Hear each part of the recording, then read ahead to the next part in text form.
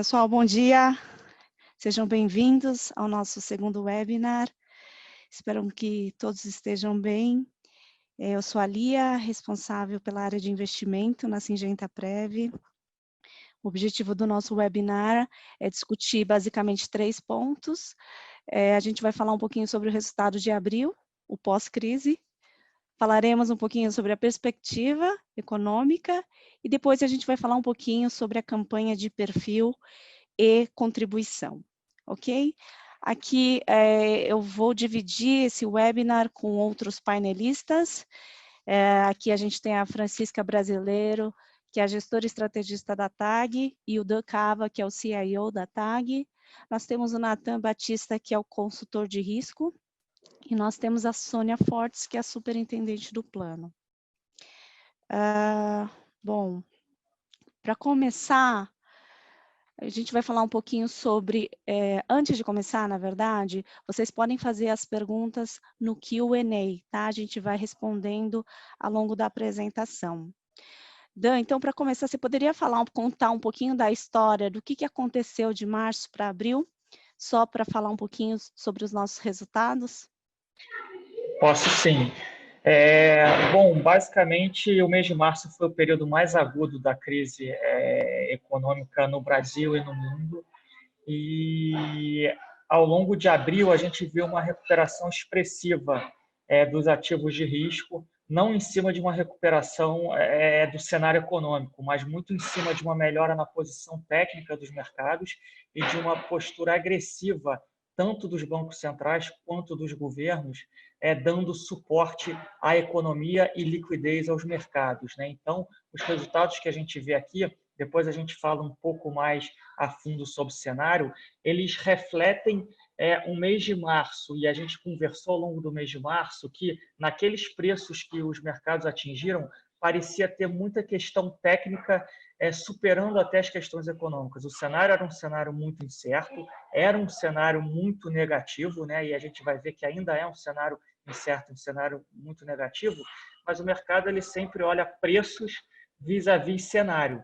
E o que a gente teve em março foi que os preços talvez tenham exagerado mesmo para um cenário econômico muito negativo. E o que a gente viu ao longo do mês de abril foi exatamente uma recuperação desses preços, mesmo que o cenário tenha se mantido um tanto quanto incerto, né? Mas acho que se a gente tiver que falar algum destaque em relação a isso, basicamente foram as medidas implementadas pelos bancos centrais e pelos principais governos ao redor do mundo, tá? Para vocês terem uma ideia, os Estados Unidos aprovaram um pacote fiscal superior a 2 trilhões de dólares, isso dá quase 10% do PIB americano, e todas as economias, tanto desenvolvidas quanto emergentes, elas anunciaram pacotes que variam entre 3% do PIB e 10% do PIB. Isso em conjunto com pacotes e programas extremamente agressivos de liquidez por parte dos bancos centrais no mundo todo, acabaram ajudando a gente ter uma melhora nos principais ativos financeiros no Brasil e no mundo, e que são refletidos aí numa alta de 10% do Ibovespa, numa melhora dos fundos multimercados, fundos de créditos e etc. E isso foi, obviamente, refletido aí na performance de cada um dos perfis. Excelente. E acho que também é importante aqui colocar, né, Dan, que assim, o que acontece no mercado de investimento, né, você deixou bem claro que não é aquilo que de fato ocorre na economia real, né? Ele acaba antecipando também algumas coisas, né? Antecipando a perspectiva que se tem de agora para frente é o que ele antecipa e precifica isso, tá? Bom, outra coisa acho que chama atenção, talvez para algumas pessoas, né, a gente viu que a recuperação, assim como a queda foi muito aguda e rápida, né, a gente vê um mês de março com um Ibovespa caindo 30%, a gente também vê uma recuperação rápida, né, a Bolsa em abril correu 10%, né, a renda fixa, obviamente, ela recuperou num nível menor, né? Mas a gente percebe que também a queda em março da renda fixa foi bem menor que a renda variável, né? Não sei se tem algum ponto em relação a isso, Dan, que você queira colocar para deixar claro para as pessoas.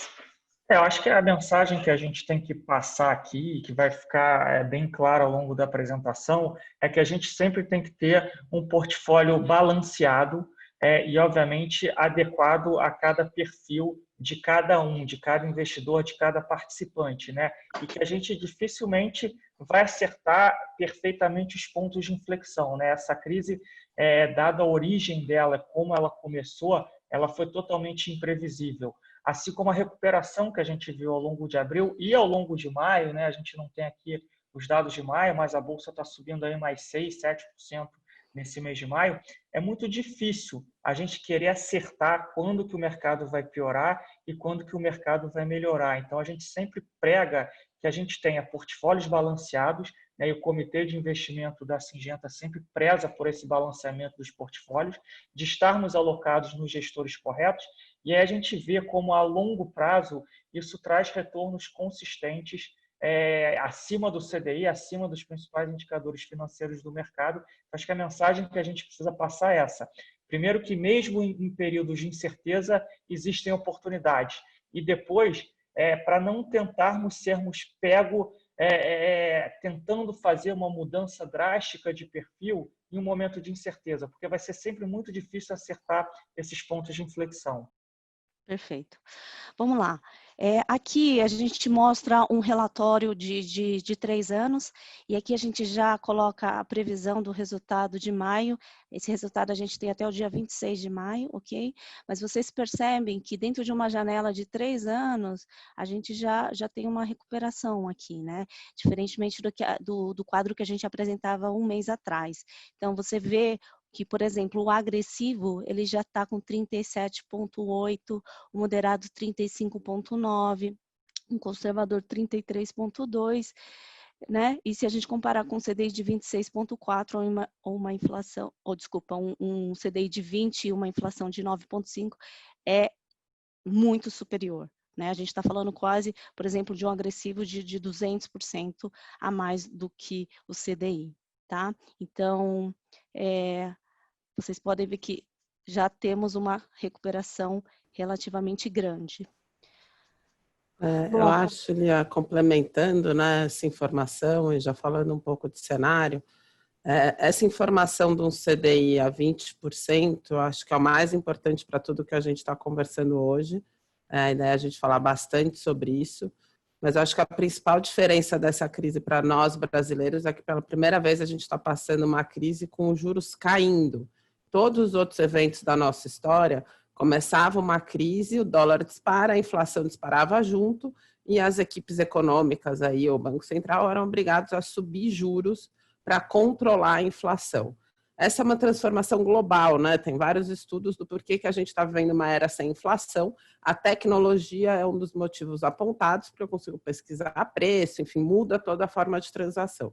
Quando a gente olha para um CDI tão baixo, a principal reflexão que a gente tem que fazer hoje para eu atingir um objetivo de retorno lá na frente, de longo prazo, a gente vai precisar se acostumar com as oscilações ao longo do tempo. Assim. Então, essa foto que a Lia está mostrando é muito importante para que a gente veja realmente assim, o mar, né? Quanto mais risco, mais agitado está ficando esse mar.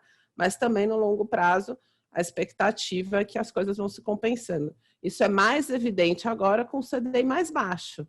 Na última crise que a gente passou, que foi 2014, 15, o CDI foi a 14, 15. Hoje a gente está vendo com o CDI de 3.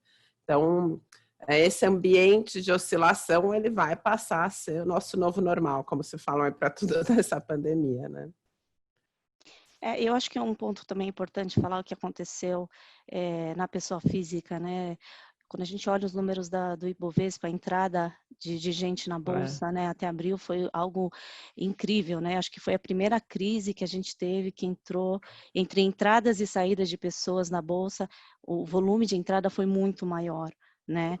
Então, a gente teve uma entrada relativamente grande de pessoas físicas na Bolsa e a gente sabe que um dos principais motivos é a questão dos juros baixos. O Brasil nunca teve um juros tão baixo e não só, o ponto não é só estar com juros baixos, é a perspectiva também de se manter baixo. Né? Então, eu acho que a gente está num momento muito diferenciado, né, de economia. Bom, Dan, Francisca, se vocês puderem falar um pouquinho sobre perspectiva. Tá.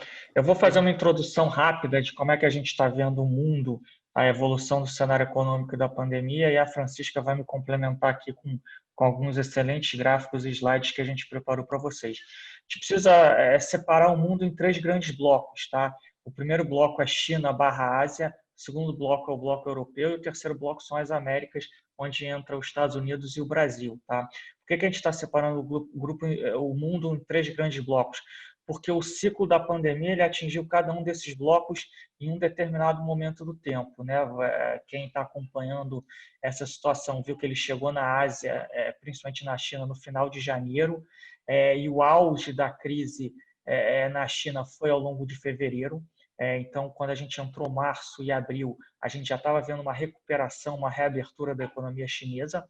Só que atingiu a Europa final de fevereiro, então o auge da crise foi março e abril, mais para março do que abril, e atingiu as Américas mais para março, então o auge da crise está sendo em abril, foi em abril e está sendo em maio. Então, a gente tem aqui a vantagem, entre aspas, tá, de conseguir tentar ver o que aconteceu na China e na Ásia e na Europa, para a gente tentar prever o que vai acontecer, principalmente aqui no Brasil e nos Estados Unidos. Tá? Então, o que a gente tem visto acontecer? Uma reabertura gradual da economia chinesa e da economia asiática.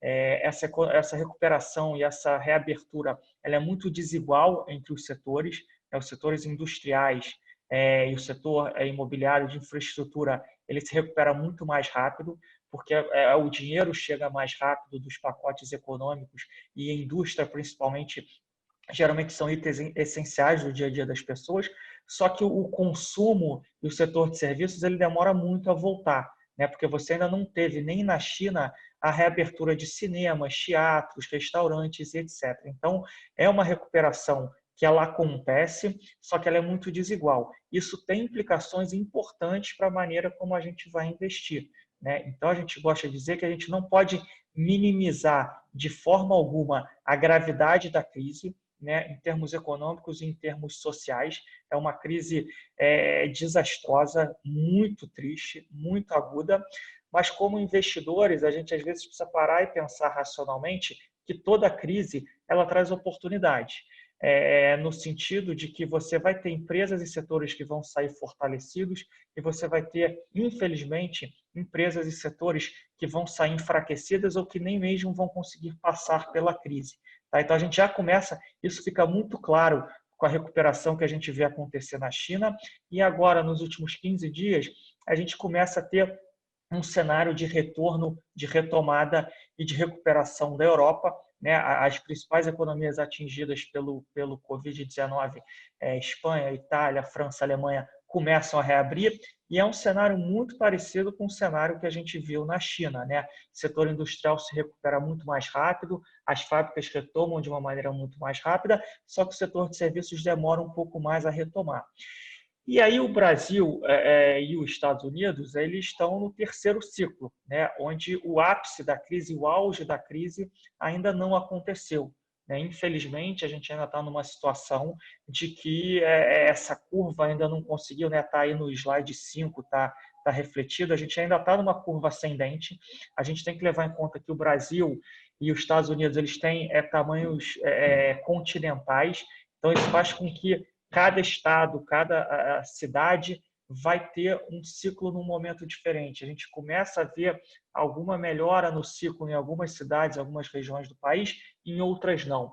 Então, confirma muito o que a gente está vendo acontecer na China e na Europa. Vai ser uma recuperação desigual. Né? Então, a mensagem que a gente está tentando passar é uma mensagem de que a gente não pode minimizar o tamanho da crise, né, tanto em termos econômicos como em termos sociais, e a gente também não pode minimizar ou menosprezar as incertezas que a gente tem pela frente. A gente precisa ter a humildade de reconhecer que as incertezas são enormes. Só que, ao mesmo tempo, a gente entende que uma crise como essa, especialmente dada a origem dessa crise, a gente já consegue enxergar ter alguma visibilidade de que alguns setores e algumas empresas vão sair mais fortes. Isso vai gerar oportunidades de investimento e de alocação que no longo prazo vão ser favoráveis para os investimentos que a gente faz aqui nesses planos, tá? Então, a mensagem é um pouco essa, uma mensagem que a gente tem falado, uma mensagem de cautela, né? Uma mensagem de cautela porque a gente não pode, de maneira nenhuma, menosprezar a crise, mas, por outro lado, a gente tem que entender que existem oportunidades. Então, a gente não está nem com medo ou com uma postura de ter que ficar menor ou zerar tudo ou recomendar a mudança de planos para perfis menos agressivos, mas, por outro lado, a gente também não está com uma postura de vamos comprar tudo porque ficou tudo muito barato e agora vai se recuperar. Então, a gente tem feito um trabalho redobrado em conjunto dentro do comitê de medir riscos, medir oportunidades, trazer gestores que comprovadamente no passado já conseguiram surfar outras crises de maneira muito positiva e deixar o portfólio ainda mais balanceado para que a gente consiga passar por esse curto prazo de mais turbulência, mas sabendo que lá no longo prazo a gente consegue enxergar uma saída para essa crise. Eu só queria agora te complementar, porque eu já queria passar. Tem muita gente perguntando, tá? E eu acho que cabe aqui a gente já responder algumas das perguntas, né? Eu acho que existe muita. Primeira coisa, assim, falar um pouquinho de como que o comitê está se comportando. Você já colocou alguns pontos, mas a gente tem 3 pontos que a gente entende, né, que para esse momento faz sentido.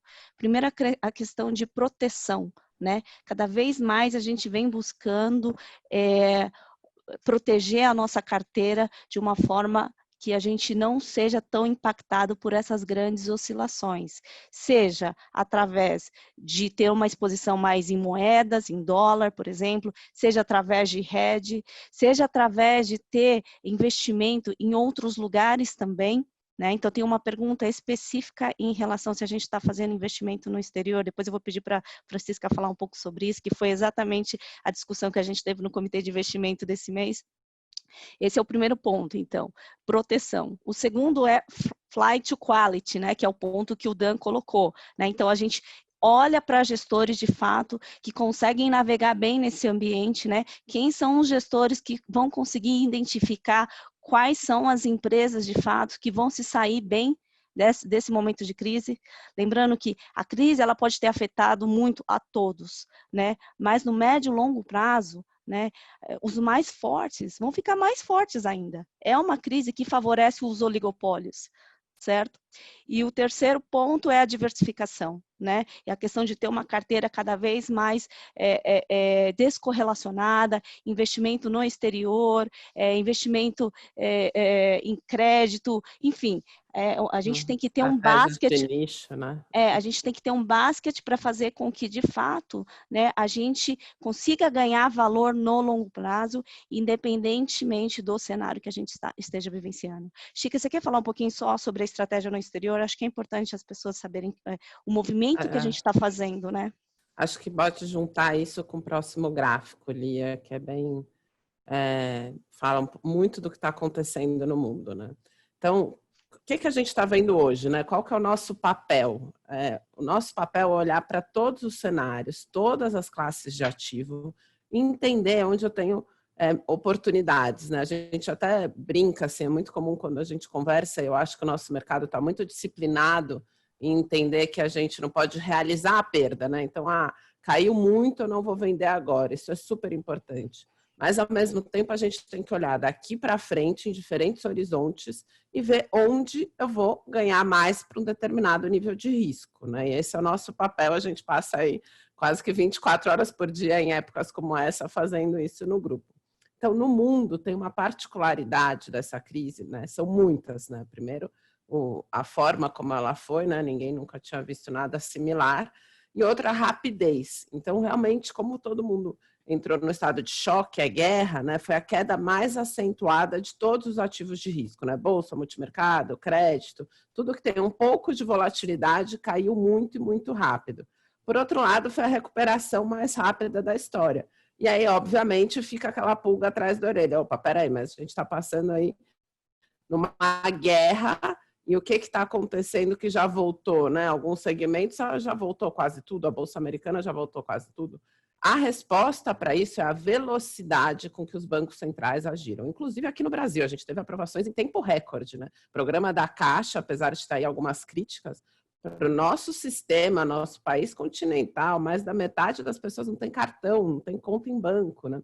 Conseguiu irrigar o país inteiro numa velocidade assim realmente exemplar, né? Isso aconteceu muito fortemente no mundo. Então, quando a gente olha o pacote de estímulos, especificamente essa linha chamada Quantitative Easing, que é o programa de recompra de títulos pelos bancos centrais, ele é um pacote em que coloca dinheiro na economia, né? Ele faz como isso? Ele recompra os títulos do sistema financeiro, dos bancos, dos detentores, aí, dos investidores, e dá dinheiro, e esse dinheiro fica livre para outros investimentos, outros empréstimos, né? Então, o que a gente chama injetou liquidez no sistema.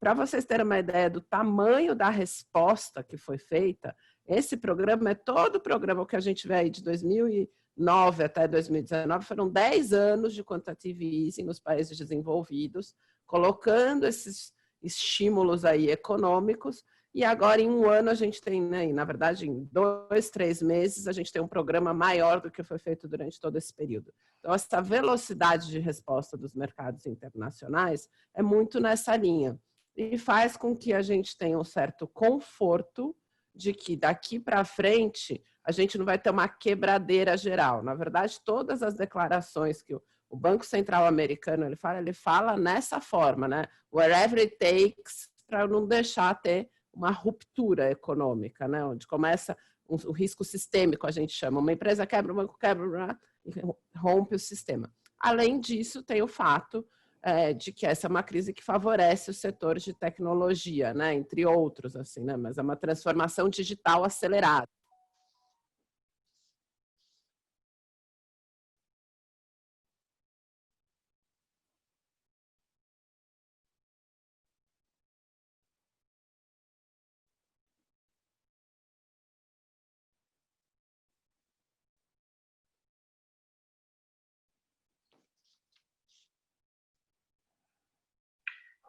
Roli, acho que a gente está com um probleminha aí, a Chica não está sendo ouvida. Eu pensei que fosse só comigo, eu estava esperando. Chica, você não está sendo ouvida. Bom, enquanto ela retorna ao áudio, só para a gente não perder tempo, eu acho que assim, tem muitas perguntas relativo a ciclo de volta, né? Quando que isso volta? A gente mostrou aquele ciclo, né, de pico de doença nos outros países, né? Então tem muitas perguntas relativas à perspectiva mesmo de volta da economia. Acho que a internet está caindo. Tá, deixa eu tentar responder essa pergunta da Lia, que na verdade a visibilidade é muito baixa, tá? Infelizmente a visibilidade é muito baixa, a gente tem que ter a humildade de reconhecer que, infelizmente, o único exemplo que a gente tem é de como aconteceu na China, como tem acontecido na Europa, e, de fato, essa retomada tem sido bastante lenta, tá? A gente gosta de pegar a China como exemplo, mas a China não é um país que o que eles fazem lá consegue ser totalmente replicado para o resto do mundo, porque a China ela tem uma população que culturalmente respeita muito as regras, tá? Ela tem um governo que tem uma ingerência muito grande em cima da população, e ela tem a tecnologia de ponta. Então, mesmo a China, com esses 3 componentes, não tem conseguido se recuperar assim tão rápido. Tá? Quando a gente vai para a Europa, países como Espanha e Itália, eles tiveram um lockdown muito diferente do Brasil, que a gente tem uma quarentena. O lockdown, a pessoa não podia sair na rua, você só pode ter uma pessoa por dia, por família, para ir na farmácia ou no supermercado ou no médico. Tá? Aqui no Brasil, a gente tem a quarentena, que é um negócio chato, complicado, mas é muito mais brando. O que a Europa tem agora é uma quarentena parecida com o Brasil. Então, o lado positivo, entre aspas, disso tudo é que, hoje em dia, com a tecnologia que a gente tem, a Lia está até mostrando um slide sobre isso, o Big Data, né, que são dados que a gente pega de Google, Facebook, Apple, a gente consegue ter online muito como é que tem sido essa recuperação. Então, de novo, estamos ouvindo, Chica. Estamos ouvindo a Chica. Então, o que a gente pode antecipar é que os setores industriais eles têm voltado para muito perto do que era antes da crise relativamente rápido. Então, uma vez liberado a quarentena ou lockdown, você tem os setores industriais, infraestrutura e imobiliário voltando ali entre 80% e 100% do que era antes da crise. Agora, os setores de serviços, alguns deles não abrem, né? O último gráfico desse slide, que é o Box Office Admission, cinema, teatro, etc. Esses setores até na China estão fechados até hoje. Lembra que a China começou o ciclo de contágio em janeiro. Então, não existe uma resposta exata para essa pergunta, tá? Essa retomada ela vai ser muito desigual entre os setores, tá? A gente viu muito isso no plano de retomada aí do estado de São Paulo, que foi anunciado na quarta-feira, né? As fábricas já podem retomar quase que 100%, escritório só vai poder retomar com 20% da capacidade, loja de rua com 20% da capacidade e assim sucessivamente. Então, a resposta que eu tenho para vocês é de que alguma retomada vai ter, mas ela vai ser muito desigual entre os setores, tá? E a gente não tem uma previsão de quanto tempo isso vai durar ou isso vai demorar, mas a grande verdade é que o distanciamento social ele vai ter que vigorar enquanto a gente não tiver, de fato, uma vacina ou um protocolo de tratamento que consiga recuperar uma parte substancial dos infectados. Eu vou complementar, já vendo uma pergunta. A situação é muito grave, né? Eu vi aqui perguntando a vulnerabilidade que a gente está. Mas como a gente falou no começo, o mercado financeiro, a gente chama isso já está precificado, né? O que quer dizer isso? A gente já tem aí um choque nos preços. O mais fácil a gente pensar isso é uma ação, né? As ações chegaram a cair para metade do seu valor, mesmo grandes empresas que vão sobreviver a essa crise, né? Algumas delas, por exemplo, a Vale, a tendência ela vai vender mais ferro, porque a China vai investir em infraestrutura, mesmo assim tem uma queda muito acentuada. A mesma coisa aconteceu nos juros, apesar da queda da Selic no curto prazo, os juros longos ficou mais alto. Então, a situação que a gente enxerga hoje, acho que isso é o mais importante, o que mudou de um mês atrás, é que é mais conhecida, né? Há um mês atrás, a gente não fazia ideia de por quanto tempo a gente ia ficar assim, se a gente ia conseguir ter alguma retomada esse ano e qual que era o choque nas economias. A situação que a gente está em hoje é que a gente já tem um pouco mais de perspectiva, ainda que essa perspectiva seja muito ruim. A gente está falando aí para um PIB do Brasil que pode chegar a -7.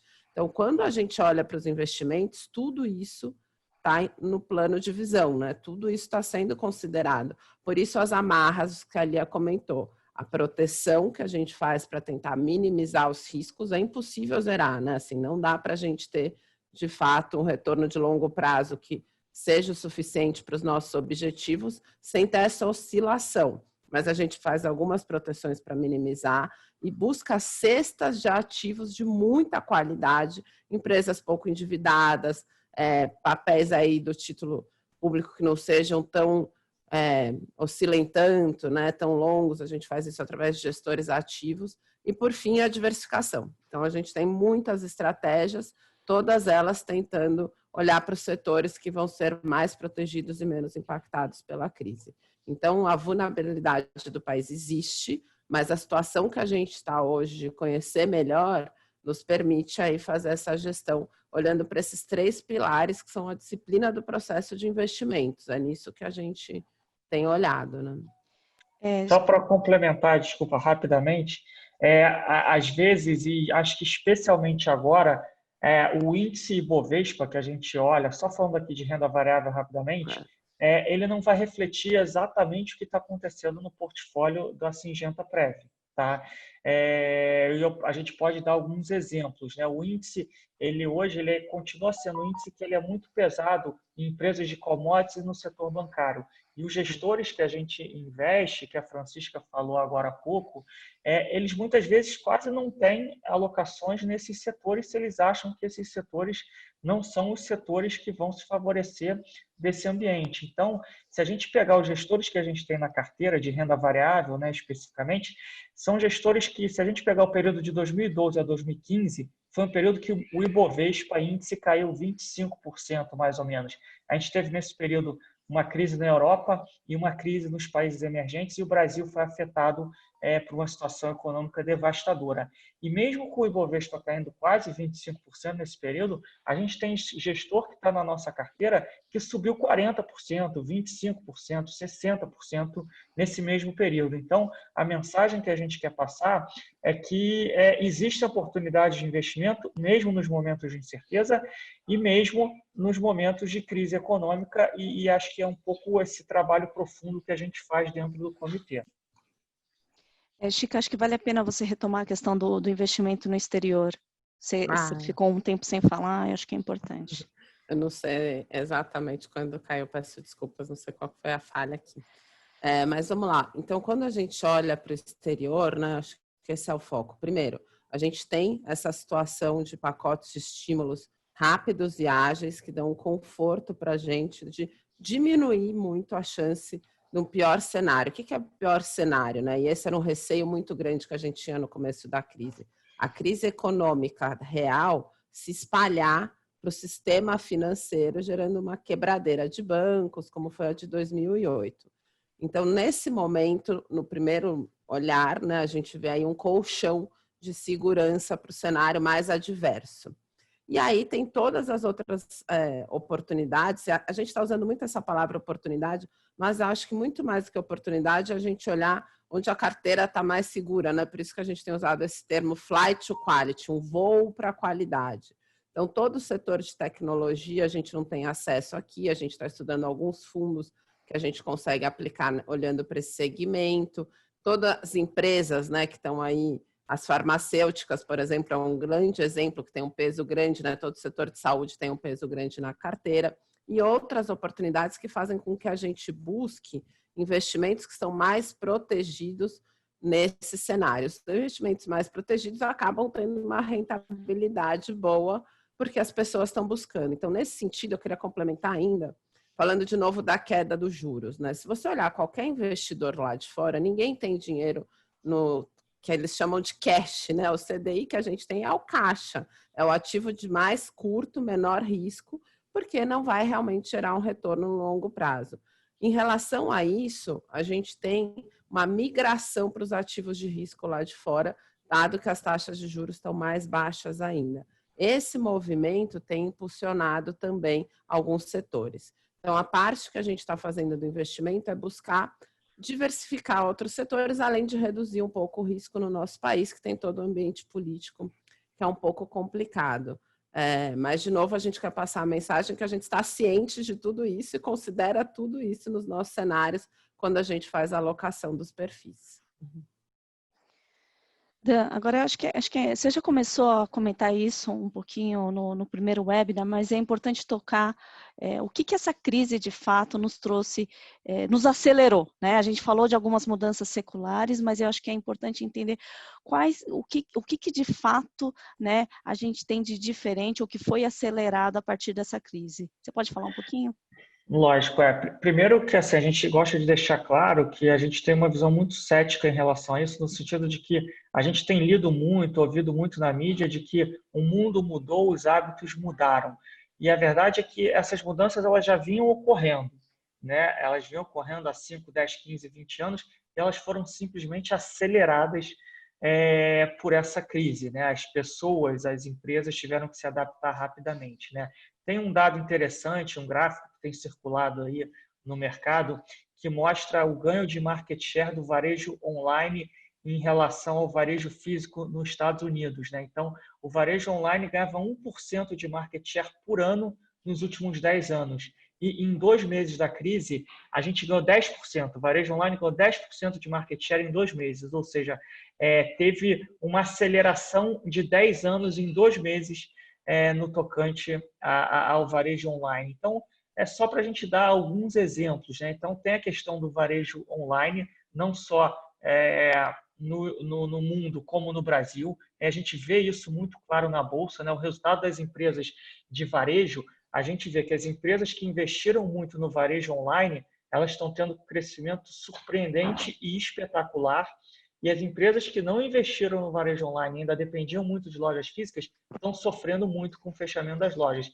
Esse é um processo que já vinha acontecendo, né? Provavelmente as pessoas mais jovens, né, as gerações mais jovens, já compravam online, e agora o que a gente viu acontecer é que as outras gerações foram obrigadas a comprar também e aprender a comprar no varejo online. Então, isso é um tipo de mudança de hábito que já vinha acontecendo e foi acelerada. Acho que a questão da digitalização, teleconferência, home office, é um outro processo que foi muito acelerado e, obviamente, que cada empresa e cada pessoa, cada grupo vai ter que se adaptar de alguma forma. A gente via que grandes multinacionais já adotavam muito home office, algumas empresas de pequeno e médio porte não adotavam e tiveram que se adaptar a isso e provavelmente vão adotar a longo prazo, né? A questão das viagens, né? Acho que vai ter uma mudança grande aqui na questão da viagem do turismo e da viagem a trabalho. Provavelmente, os executivos que tinham que fazer uma viagem, às vezes, de São Paulo para o Rio, para fazer uma reunião, ou de São Paulo para Brasília, ou de São Paulo para Porto Alegre, isso não vai mais acontecer com o advento da teleconferência, né? Acho que as pessoas vão fazer viagens a trabalho só quando forem viagens extremamente essenciais. Agora, quando você para olhar o turismo, é difícil, né, que muita coisa mude. Ela vai mudar no curto prazo, mas o turismo é entretenimento, mexe muito com o sonho das pessoas, né? A gente acompanha muito a Disney. A Disney é uma empresa listada em bolsa. A gente vê os resultados, a gente vê o que ela tem feito. Acho que a pessoa que sempre sonhou em ir para a Disney, economizou dinheiro para fazer aquela viagem, em algum momento ela vai voltar a fazer aquela viagem. Os parques estão reabrindo, né? Já reabriram na China, vão reabrir agora no começo de junho na Flórida e na Califórnia. Tem uma mudança de consumo, né? Obviamente, que aí a gente precisa entender como é que vai ser essa mudança, mas passa um pouco também. No curto prazo, obviamente, a crise afeta muita gente, muito desemprego, você vai usar os seus recursos para o consumo básico. A médio e longo prazo, as pessoas que não têm um plano de saúde, por exemplo, provavelmente elas vão ter que deixar de consumir alguma coisa de entretenimento, mas vão querer ter um plano de saúde se elas não tinham. Então, você tem uma mudança em relação a isso, né? A gente falou com alguns gestores, os gestores estão muito investidos nesse tema de saúde no Brasil, né? O Brasil perdeu muitos planos de saúde, perderam muitos participantes ao longo dos últimos anos. Isso tende a mudar de agora para frente. A gente tem, infelizmente, um aumento da desigualdade social, né? Acontece num primeiro momento, e é para isso que o governo tenta repor um pouco essa perda de renda com esses pacotes de ajuda, não só às empresas, mas principalmente na ponta final, que é na sociedade e no trabalhador. E o crescimento mais lento, que gera, de fato, uma inflação nunca vista antes no Brasil, de tão baixa que ela está. Isso permite que os juros vão ficar mais baixos por mais tempo, e aí culmina aqui no que é importante para o nosso mundo de investimentos, né? E a Francisca falou muito bem isso aqui. A gente nunca passou por uma crise onde os juros no Brasil estavam tão baixos e caindo, né? O CDI está em 3%, né? A Selic, que é a principal taxa de juros do Brasil, ela deve ir para baixo de 3%, e isso tem implicações extremamente relevantes para o mundo de investimentos, né? Então, é um pouco esse ambiente aí que a gente está trabalhando. Acho que assim, a gente poderia gastar aqui horas e horas em mudanças de hábitos que a gente está vendo acontecer, algumas que já vinham acontecendo que foram aceleradas, outras que não vão ser tão aceleradas e que tendem a se acomodar. Só para dar um exemplo de curiosidade aqui, a gente não tem esse setor na Bolsa do Brasil, que é o setor de videogame, mas por incrível que pareça, é um setor grande na Bolsa Americana, e teve uma explosão de utilização desses games nos Estados Unidos, porque as pessoas estão em casa, estão de home office, têm mais tempo de jogar videogame. É óbvio que essa explosão não vai acontecer para sempre. Em algum momento você vai acomodar num nível muito mais baixo do que a gente está hoje. Mas acho que a ideia aqui era dar alguns poucos exemplos, mas de várias tendências e hábitos que a gente tem olhado, a gente tem estudado e que geram oportunidades de investimento ao longo do tempo. Francisca, tem uma pergunta aqui que é relativa à Bolsa, né? Bom, eu já tinha comentado que quando a gente olha pessoas físicas, né, até agora teve entrada de gente na Bolsa. Mas quando a gente olha a perspectiva do investidor estrangeiro, teve saída, né? Tem uma pergunta relativa a isso, se os investidores brasileiros vão dar conta para manter essa Bolsa nesse nível. Eu vi, ótima pergunta. Essa, de fato, é uma crise, né, vendedora de investidor estrangeiro. Infelizmente, essa frase flight to quality, não fomos nós, apesar de por mais criativos que sejamos, não é uma expressão que a gente criou. Né, uma frase está sendo realmente muito adotada em momentos como esse de aversão a risco. A gente tem uma fuga de ambientes de setores de risco. Infelizmente, para os investidores globais, o Brasil ele é apontado como o oposto disso, né? Realmente é triste a gente pensar, mas acho que tem alguns pontos que realmente podem mudar isso, né? O primeiro, país é um grande exportador de commodities, então por isso ele é o que mais sofre no começo.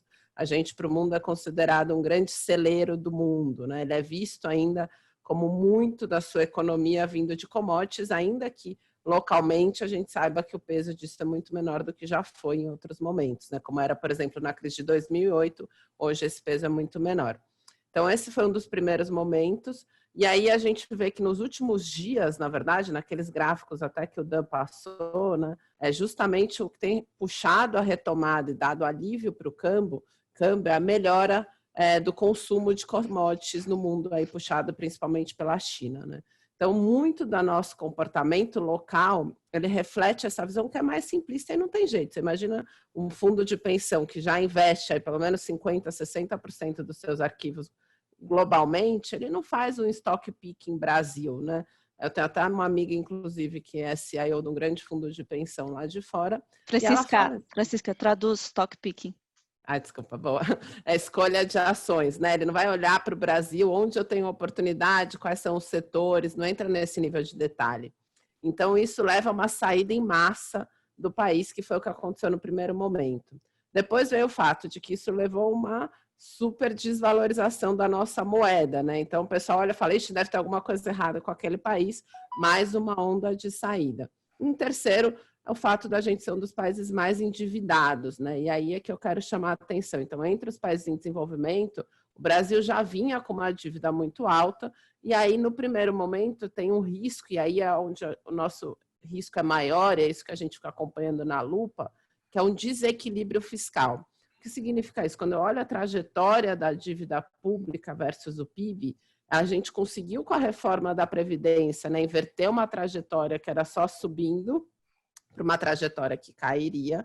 E agora, com todos os investimentos que estão sendo feitos, eu mudo de nível, mas depois ela fica constante. Então, até o momento, a gente não tem, e por isso essa discussão da PEC emergencial que saiu essa semana no Congresso é tão importante, ela não está rompendo. E isso dá uma tranquilidade para os investidores que a gente não vai perder o controle de novo da dívida pública, que seria uma dívida que só subiria. Então, a gente muda de nível, vai para alguma coisa entre 90% e 95% do PIB. É muito endividado, mas eu não tenho risco país disparando. Então, essa semana a gente já começou a ter alguma inversão. A gente não acha que o dinheiro vai voltar para cá correndo, como foi, mas já...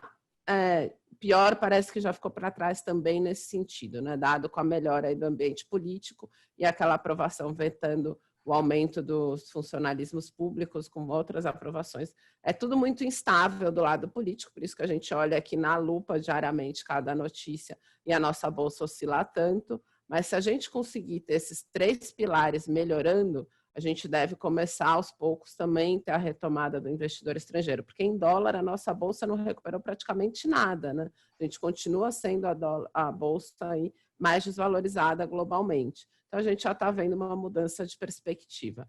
Isso é importante para um rally, mas não para essa recuperação de 2 a 3 anos, que depende muito mais aí realmente da qualidade das empresas que a gente está investindo. Bom, gente, muito bem. Eu vejo aqui que tem muitas perguntas relativas a perfil, tá? Se devo ou não devo sair de perfil. A gente está com a campanha aberta, né, de mudança de perfil de investimento e de percentual de contribuição, tá? Bom, só lembrando, a Syngenta tem 5 perfis de investimento, que são super conservador, conservador, moderado, agressivo e ciclo de vida, tá?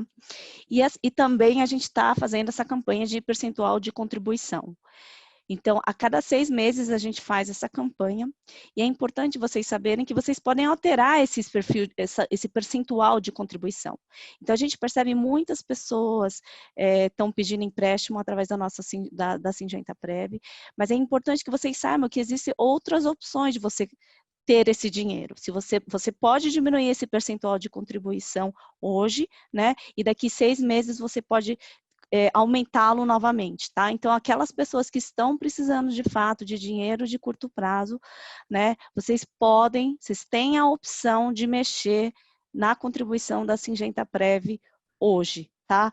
Essa campanha vai até o dia 5 de junho. Obviamente, a gente não gostaria que mexesse nisso, porque é um benefício diferenciado para você.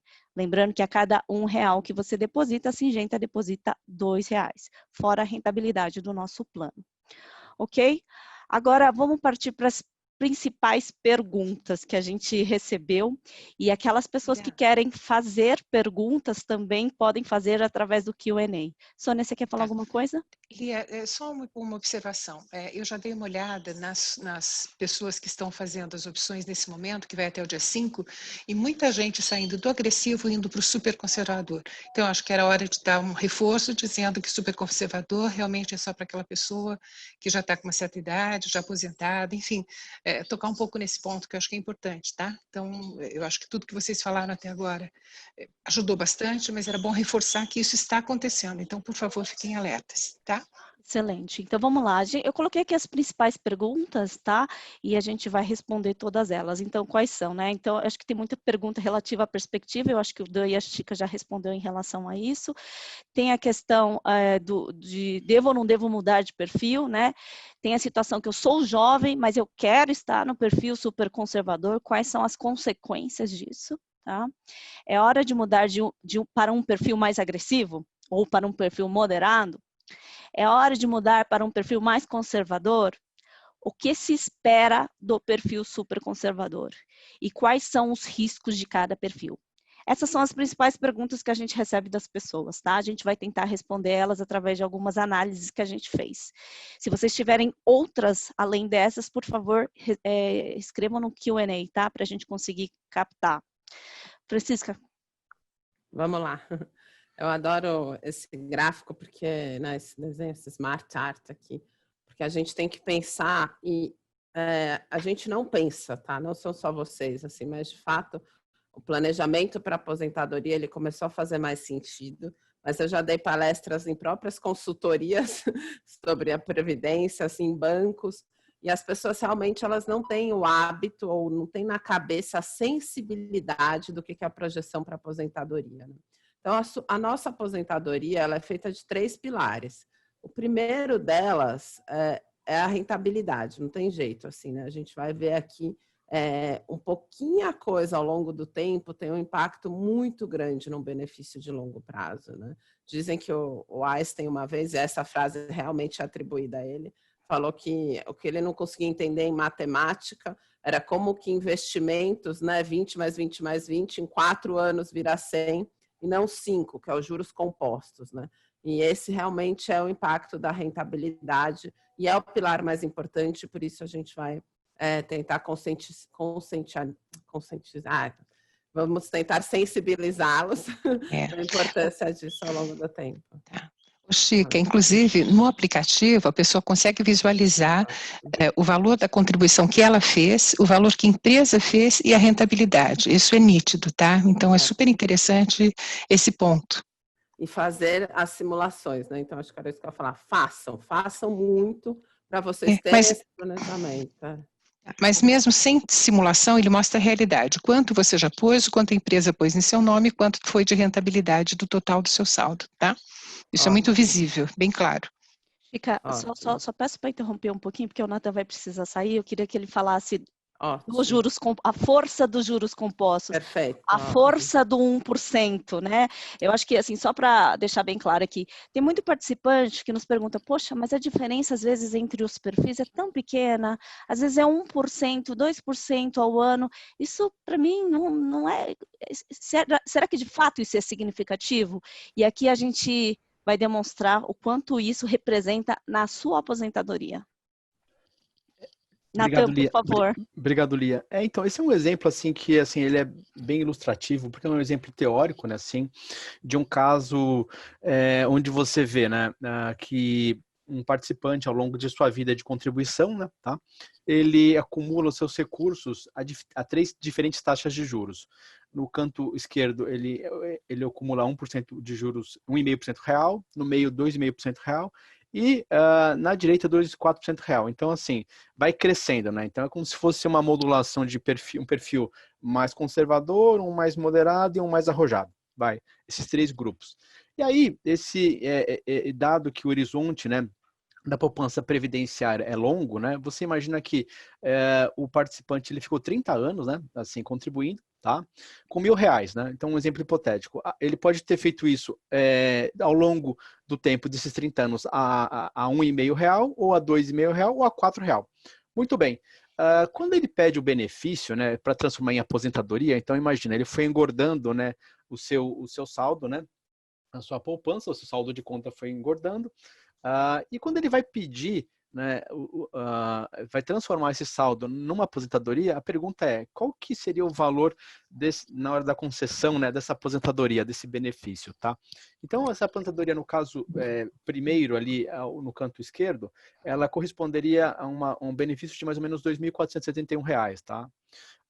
Se ele acumulou com 1% a mais de juro real ao longo desses 30 anos, de 1,5 para 2,5, qual que seria o saldo, seria o benefício? R$3.062. E se ele foi no caso extremo, se ele conseguiu acumular 4% real, ele teria ali R$4.240, né, de benefício. Ou seja, 1%, a gente fala 1% é pouco, 1 é nada, né? É o primeiro, 1 é nada, pouquinho, mas assim, a gente chama desse poder, né, desse 1% de juros, né, na sua aposentadoria no longo prazo, nessa capitalização, nesse processo de capitalização, ele se transforma ali, grosso modo, em 25% mais de benefício. Então, você poderia dizer 1% de juro real a mais durante 30 anos me deu 25% a mais de benefício. Acho que essa é a mensagem onde evoca aquela questão responde a questão do tempo de contribuição, do planejamento, né, do horizonte do planejamento do participante, né? Se eu tenho tempo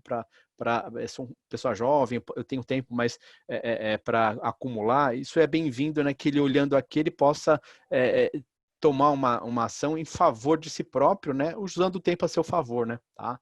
Eu acho que esse é um ponto aí que eu chamo aí para discussão, tá, Bia?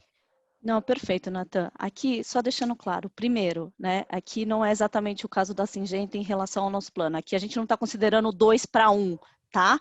Então, aqui seria se um participante só depositasse a parte dele. É muito mais para mostrar o efeito dos juros, tá? Então, é gritante, né, gente? É gritante a diferença. Que a gente nem colocou o superconservador, porque, assim, o superconservador é algo que para a gente nem vai ter juro real daqui para frente, tá? Então, assim, para aquelas pessoas, isso reforça a questão. Eu sou uma pessoa jovem, eu quero continuar num perfil super conservador. Imagina, o que você pode estar perdendo é exatamente isso, né? Vai ser, somando tudo isso, mais de 60% de diminuição da sua aposentadoria. É muita coisa, é muita coisa. Gente, só mais um pouquinho, tem uma pessoa que está me perguntando algo que acho que é importante a gente falar, antes de aprofundar um pouquinho na questão do perfil. Está travado aqui o slide, mas assim, eu vou falar um pouquinho do que tem em cada perfil, né, basicamente, né? Então, vamos lá. O perfil super conservador. O perfil super conservador, ele foi reformulado ao longo do tempo, né? Quando a gente olha, às vezes, o histórico do perfil super conservador, ele era um perfil, olha, excelente, né? Por quê? Porque a gente estava numa situação onde os juros no Brasil era altíssimo, né? A gente tinha toda aquela crise que ia, voltava, e o gestor ele consegue fazer dinheiro nessa volatilidade de juros também, mas era sempre num nível de juros muito alto, né? Então, por isso que o resultado, quando a gente olha no longo prazo do superconservador, sempre foi muito atrativo, sempre foi muito bom, né? Não é mais a realidade de hoje, não é. Né? Os juros no Brasil nunca esteve numa situação tão baixa, né? Então, quando a gente olha o perfil super conservador de agora em diante, o que se espera dele é ser 95% do CDI. E esse CDI, que é a nossa taxa de juros, está caindo cada vez mais. né? A gente vê a última reunião do cupom, caiu novamente, e isso é uma tendência no Brasil e no mundo, tá? Então, o que se espera de agora para frente é realmente, de fato, dar uns 95%, entre 95% e 90% do CDI. Tá? É isso que se espera do super conservador. Então, se você está disposto a abrir mão de todo esse benefício que você poderia ter no futuro em troca de ter uma cota mais estável, ok. Mas tem que estar muito claro. O que aconteceu no passado não é o que vai acontecer de agora para frente. Ok? Ou contribuir muito mais, né, Lia? Que eu acho que é outro pilar. Isso. E aí é bastante mesmo o mundo que a gente vive hoje, com juros baixos, muito diferente do que tinha a quem se aposentou há 10, 15 anos atrás, né? Essa é uma realidade. Perfeito. O perfil conservador de hoje, todos os nossos perfis, eles têm banda, né? Então, não tem um número exato. Você fala ali qual que é a quantidade de renda variável no perfil conservador. Hoje eu poderia estar te dizendo que está por volta de 8%. Mas o nosso mandato, né, a nossa política de investimento, ela nos dá bandas para trabalhar, tá? Então, entre 0% e 15%, né, é a banda do conservador para a renda variável, tá? Minto, desculpa, de 0% a 20%. Só para vocês terem um pouco de noção. Eu não estou com a tela aqui porque está travado, mas é só para vocês terem um pouco de sensibilidade. Além de renda variável, a gente tem outras estratégias também no perfil conservador. Por exemplo, a estratégia de multimercado. Estratégia de multimercado, a gente tem também alta volatilidade. A gente tem um pouco de papéis de bolsa lá dentro, a gente tem um pouquinho de papéis de juros, a gente tem um pouco de moeda. O multimercado é um vale tudo praticamente, né? Mas a gente tem um pouquinho dessa categoria não conservador.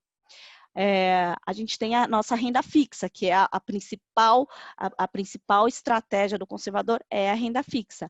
É uma renda fixa diferente daquilo que a gente tem no super conservador. Hoje, a renda fixa que a gente tem no super conservador, ele é o CDI, somente.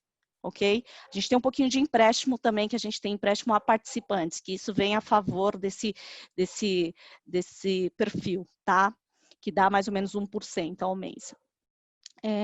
Que mais? A gente tem papéis de crédito. Teve uma pessoa que perguntou, vocês têm papéis de crédito? Temos CRA, temos FDIC, temos crédito de high yield, tem um pouquinho de crédito de high yield também. Temos debentures, né? Então, no conservador, essa é o grande volume de investimento está na renda fixa, tá? E a gente também tem um pouquinho de investimento no exterior, tá? Na categoria de investimento no exterior, a gente tem parte que é dolarizada, né? E a gente tem parte que não está dolarizada. Mas a gente acessa o mercado no exterior por várias estratégias. Então, a gente tem ações no mercado americano, a gente tem ações no mercado europeu, a gente tem um pouquinho na Ásia, né? A gente tem dívida um pouquinho nos Estados Unidos, dívida um pouquinho na Europa. Então, a gente tem um pouquinho de tudo. Essa é uma classe que ela tende a aumentar, tá? Então, assim, a gente está buscando a diversificação de portfólio e diversificar país é um dos grandes pilares nosso de gestão. Tá? Então, a diferença que vai indo do conservador para o moderado e agressivo é a quantidade que a gente tem dessas estratégias de mais risco nessa carteira. Tá? Hoje, o nosso agressivo, a gente promete mais ou menos esse juro real de 4%, né? Que é exatamente essa terceira coluna aqui. Né? É mais ou menos isso. Né? Então, você vê que diferença que é para os demais perfis. Ok? Olha, desculpa. Só uma coisa. Eu acho que é importante dizer para as pessoas o seguinte, que renda variável não são só as ações. Então, não dá para ficar simplesmente se baseando na Ibovespa. Eu acho que renda variável tem outras coisas além de ações. Então, isso é uma coisa que sempre surge dúvidas. Talvez você puder esclarecer um pouquinho. Na verdade, na categoria de renda variável em si, a gente usa basicamente ações e às vezes a gente faz estratégias de hedge também. tá? Para proteger das ações. Eu acho que você está comentando quando a gente fala de fundo no exterior, né, Sônia? Porque às vezes a gente soma fundo no exterior, é isso. Quando a gente fala de fundo no exterior, a gente faz investimento no exterior que não é somente só ações. A gente investe também em crédito, em multimercado, a gente investe em outras estratégias lá fora, não somente em ações. É que antigamente a gente costumava falar que tudo que a gente investe lá fora era ações. Eu acho que essa é um pouco da falta de alinhamento. E até o fato da pessoa comparar, que ela fala assim, a Ibovespa caiu tanto, como que a gente não caiu a mesma coisa, na mesma proporção, ou aumentou na mesma proporção? É mais isso, tá? Tá bom. Então, assim, isso é um ponto que eu acho que o Dan já comentou, né? Então, o Ibovespa, ele é muito concentrado em commodity e em banco, né? A gente tem uma estratégia diferente, a gente investe em empresas de grandes valores, né? A gente chama fundo valor, né? Ou small caps. Então, esses gestores, a capability deles é buscar, de fato, as empresas que geram fluxo de caixa saudável, que tem um bom management, que tem um bom histórico, que já passaram por outras crises, né? Então, assim, ou que vão fazer fusões, né, que estão dentro de um cenário que é de segmentos que a gente entende que vão crescer. Então, fundos que a gente investe são fundos bem diferentes do Ibovespa, até que no longo prazo a gente vê uma diferença substancial. O Dan falou até a diferença que teve do Ibovespa versus os nossos fundos, mas a gente sempre, quando a gente olha a categoria de ação, tem que olhar no longo prazo. Se você pega um mês específico, é muito difícil você ver de fato a diferença da performance, mas quando a gente vê no longo prazo, é algo brutal. E outra coisa que é muito... Não, pode falar. Uma coisa que eu acho que é muito importante, assim, que a grande vantagem da nossa previdência, a gente consegue acessar fundos que talvez como uma pessoa física você não conseguiria. Eu ia falar isso. Né? Por que eu digo isso, né? Porque, primeiro, volume, né? Os fundos que são bons, né? Eles têm um volume mínimo para você entrar. E normalmente esse volume mínimo é muito alto. Ele exige que você seja uma pessoa que tenha um patrimônio muito alto também, essa segunda condição. E terceiro, normalmente ele é fechado. A gente consegue acesso a ele de uma forma assim, muito mais por ter uma informação mais rápida de mercado, um bom network através da TAG, e a gente consegue entrar rapidamente nesses fundos. Então, os nossos fundos, vou dar um exemplo de alguns, só para vocês saberem, por exemplo, o Bogari, né? É um fundo de primeira linha. Se a pessoa física vai conseguir entrar, não vai conseguir entrar hoje, porque não está mais aberto. Né? Mesmo aquela pessoa que tem muito, não está aberto. A gente soube assim, ó, tem um dia para entrar. Né? Então, a Prev, ela consegue te dar acesso a fundos que você nunca teria como pessoa física, né? Tendo um valor mínimo, né, de dinheiro depositado. Eu acho que esse é o grande diferencial que a gente tem em termos de ter tantos fundos e ter um acesso diferenciado. Lia, posso falar só para reforçar essa questão da mudança de perfil. Se você é um participante jovem e você está optando pelo perfil super conservador, você vai perder todo esse benefício que a gente está apresentando aqui, que a Lia explicou. Você vai estar se contentando em ter um retorno certo, sem vol, mas que ele é muito baixo, que é o CDI de 3, que deve ir para 2,5, 2,25 e deve ficar muito baixo durante muito tempo. Então, acho que é importante a gente bater nessa tecla aqui, que você sendo uma pessoa jovem, você está abrindo mão de tudo isso se você faz uma mudança dessa para um perfil super conservador, que não tem todos esses benefícios, tá? E a gente aqui, obviamente que a gente não pode prometer retorno, a gente não tem bola de cristal, a gente não sabe o que vai acontecer nas próximas semanas e nos próximos meses, mas acho que o histórico passado mostra que no médio e longo prazo, todo esse trabalho, toda essa diversificação, ela traz resultados comprovados, consistentes e acima do CDI, a despeito de eventuais volatilidades no curto prazo. Então, se você fez uma opção por mudar de perfil porque você viu o seu resultado de março, tenta pensar em tudo aquilo que a gente está falando aqui, tenta olhar também o retorno de abril, o retorno de maio, porque você vai estar abrindo mão de todo um trabalho e de toda uma gama de investimentos que você não vai ter em outro lugar. Tá? Então, eu queria só reforçar isso, que eu acho que é importante, dadas as informações aí que a gente tem passado. Nessa linha, para complementar, tem muitas perguntas que falam do horizonte de médio prazo, né, de 2 a 3 anos, ou de quem já está aposentado, próximo a se aposentar. É importante, pessoal, pensar que quem se aposentou agora tem no mínimo 25 anos pela frente. Então, tirem essa impressão de que eu me aposentei, então eu tenho que ser mais conservador, né? Claro que você tem que ser mais conservador ao longo do tempo, mas não é porque você se aposentou que você tem que tirar totalmente o risco da sua carteira. São 25 anos para o seu dinheiro continuar capitalizando. Por isso que a gente fala que o superconservador ele é indicado para quem tem mais de 70 anos, porque aí sim você começa a reduzir, cada retirada mensal ela tem um impacto maior do que a acumulação dos juros ao longo do tempo. Então, isso é muito importante ter essa percepção.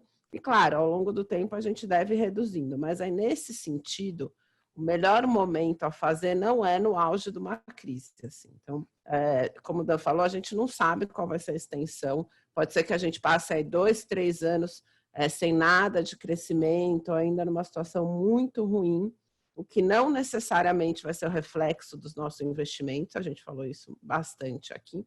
Mas, de uma forma geral, a gente ainda está no meio do furacão.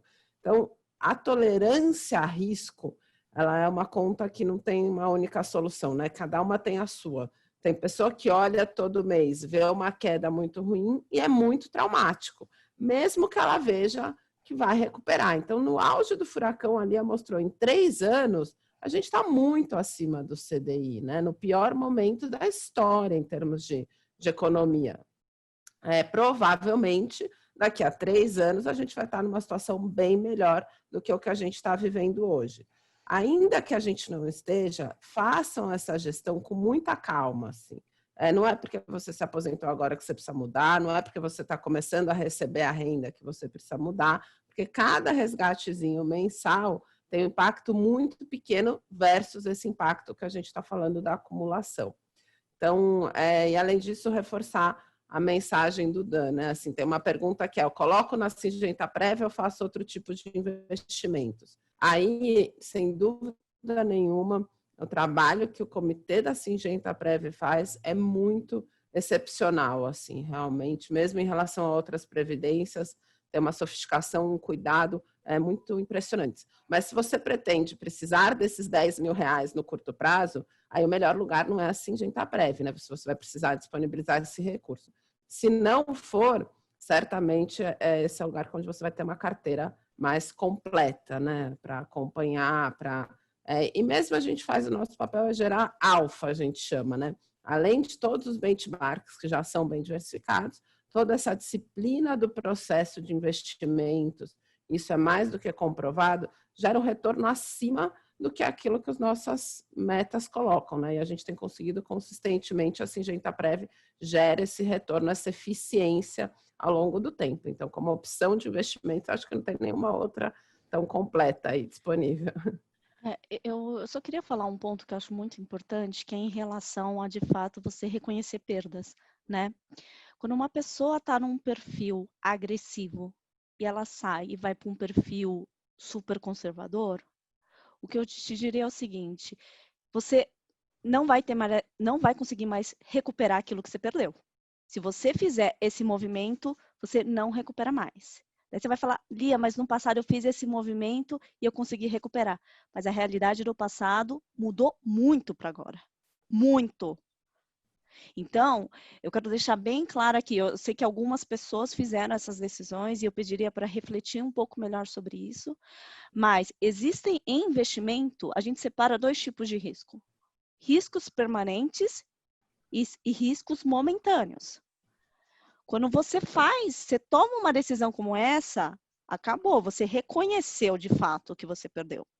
Agora, quando você mantém um dinheiro na carteira, existe a expectativa de algum dos investimentos voltarem. Existem alguns tipos de investimentos que, de fato, morrem, né? Por exemplo, se a gente tem um título de crédito de uma determinada empresa, uma debênture, e essa empresa fale, né? De fato, a gente não vai ter como recuperar esse dinheiro. Mas olhando o nosso portfólio como um todo, né? A gente tem muito mais riscos momentâneos, que seria essa volatilidade que está sendo gerada na carteira, tá?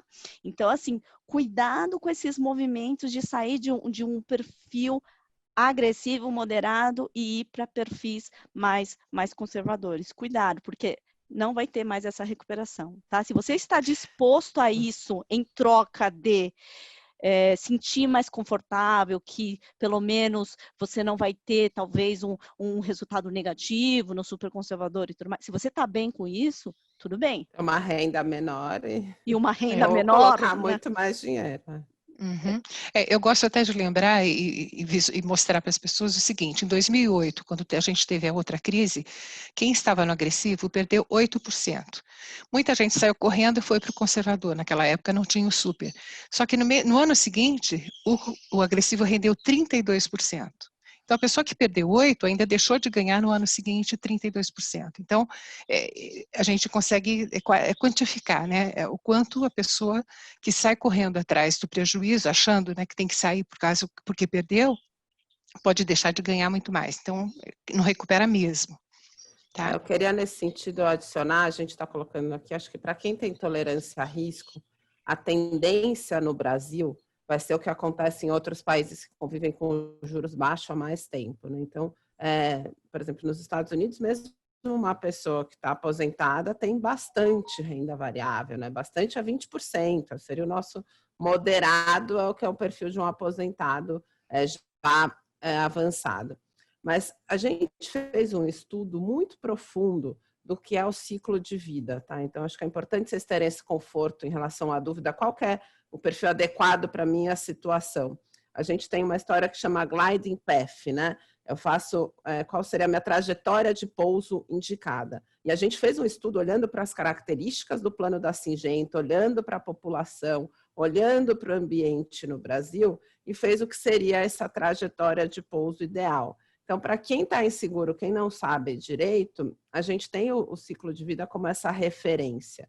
E aí eu só falo isso, não é porque o ciclo de vida indicaria que agora você se aposentou, você deve migrar, vamos esperar, porque a gente está ainda no auge do furacão, eu diria para esperar aí uns 12 meses pelo menos, vamos acompanhar o que vai acontecer, né, fazendo os webinars, para não fazer movimento num momento tão atípico. Se fosse também o melhor momento da história, também seria atípico, talvez não fosse o melhor momento para mexer.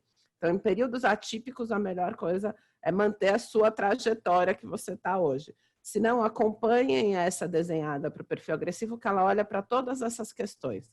O risco no Brasil, volatilidade, objetivo de renda de longo prazo, e aí a população da Singenta Prev. Assim, eu só queria dar um pouco de dados para vocês. Aqui nesse slide, vocês conseguem ver, né? A gente tem os 4 perfis de investimento da Singenta e a gente olha sempre o resultado de 12 meses, no mínimo, tá? Então, como vocês podem ver, o super conservador, o maior retorno em 12 meses foi praticamente 14% e o menor retorno 5,25%, né? E a gente percebe isso crescente ao longo dos perfis.